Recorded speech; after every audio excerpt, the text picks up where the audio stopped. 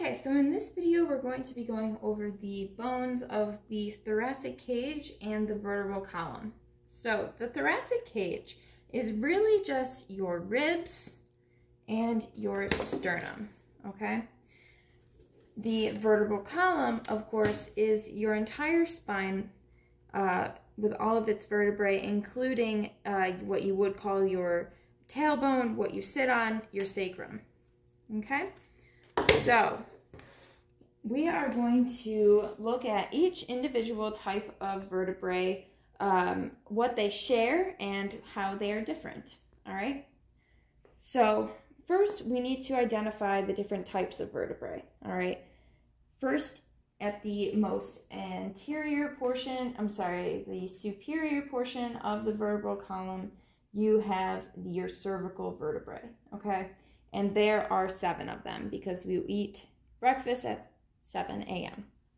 You next have the thoracic vertebrae, all right? There are 12 of these. They make up the majority of the vertebral column.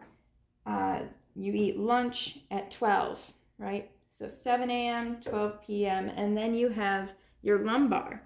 Now your lumbar are the largest of the vertebrae, because that is where all of your support comes from, okay? So you've probably heard of lumbar support. This is what all the top portion of your body is positioned on. So there are 5 lumbar vertebrae because you eat dinner at 5 p.m. So 7 cervical, 7 a.m., 12 thoracic, 12 p.m., and 5 lumbar, 5 p.m., all right? Then, of course, at the bottom of the vertebral column, you have your sacrum. The sacrum is made of 4 to 5 fused vertebrae, and you can just kind of count the holes here. Each of these holes counts another vertebrae, okay? At the very bottom of the sacrum is what we call the coccyx, all right? The coccyx is a fused portion of bone. Once you hit 25, it becomes fully fused. So congrats to those who are 25. You have a fully fused coccyx bone. That's pretty much all we have to say about the coccyx bone. For the rest of the video and the rest talking about thoracic cage and vertebral column, we'll just talk about the sacrum. All right. Now, when we get over to the thoracic cage, you have 12 ribs, all right? So we're calling it the thoracic cage, not the rib cage or anything. Thoracic cage because you have 12 thoracic vertebrae and 12 ribs. So that should give you the idea that these 12 vertebrae connect to the 12 ribs. So it's the thoracic cage. Those 12 ribs on one end connect to the thoracic vertebrae, and on the other end connect to what we have is costal cartilage, and that cartilage will then connect to the sternum. So the sternum is the most medial portion of your body, of your chest. It's also split into 3 different bones, 3 different sections. So where the costal cartilage from the ribs connects to the sternum, that's along here. You can kind of see where those connections were made on either side. This whole middle portion is the sternal body, where those costal cartilage connections can be made. The top portion up here with all of these U's, it kind of looks like a nice handlebar mustache. This is your manubrium, okay? So the manubrium, then the sternal body, and then at the very bottom you have your xiphoid process, okay? Now, these specific vertebrae, they share some features and they have a lot of features that make them different, all right? So in this video, I'm only going to go over what makes them similar. So I'm going to show you on the lumbar on the lumbar vertebrae, because it's large and everything is exaggerated. So first up, you have the body of the vertebrae. And the body of the vertebrae is the largest portion. It's like the base. It's what all of these vertebrae stack on, okay? Also recognize that the body is anterior, okay? All of this is anterior. These extensions, that's what you can feel as you run down your spine on your back. All of that has to be posterior. Okay, so you have your body, or your centrum. Then you have this portion of bone that makes kind of a bridge, okay? That's your pedicle, right there. All right, your pedicle leads into these superior because it's on top, superior articular processes, okay? And those processes have superior articular facets.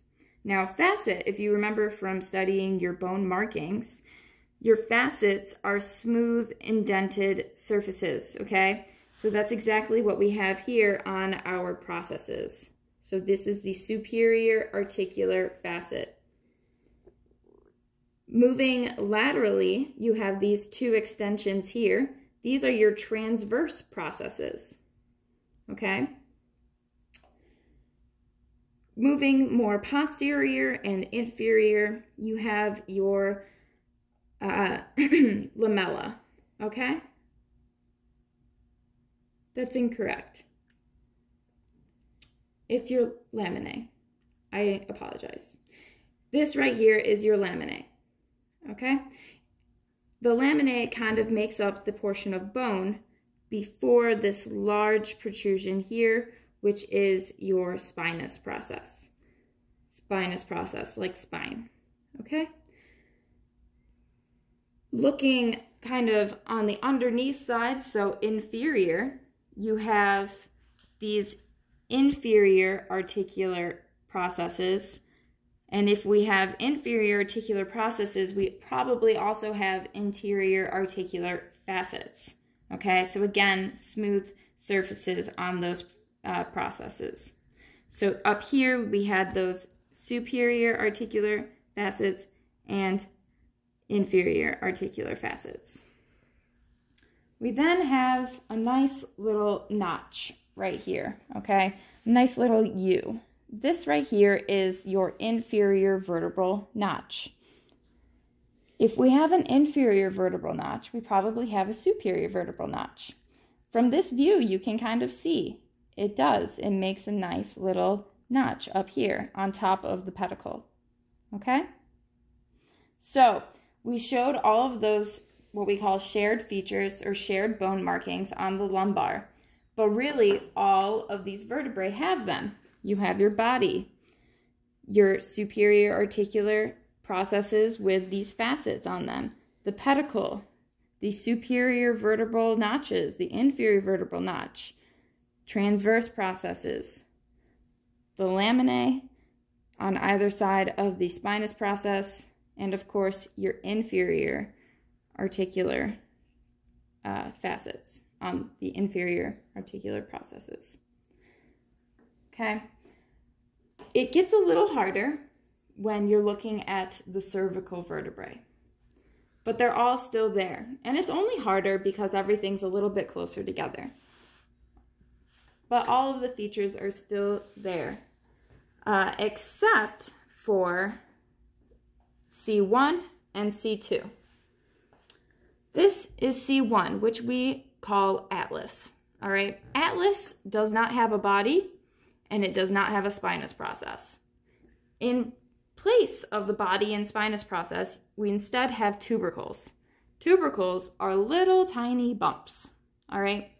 So this little bump here, kind of closer to what we would call the superior articular facet, would be the body. Because just like on the lumbar, you had the body, which was very close to the superior articular facet. So this is your anterior tubercle, which means that on the other side, instead of a spinous process, is your posterior tubercle, okay? Just little bumps. Another thing to recognize when you're holding an atlas is that these transverse processes need to be facing inferiorly, okay? They have a downward slant, which is good. that means that we are looking here at the superior articular facets. If these transverse processes have an upward slant like this, then we're looking at the inferior articular facets, okay? All of the vertebrae have, of course, this opening as well, which is your vertebral foramen. Foramen means hole, and vertebral meaning the vertebrae. All of these vertebrae have a nice hole in the middle of them where the spinal cord can come through to reach the brain.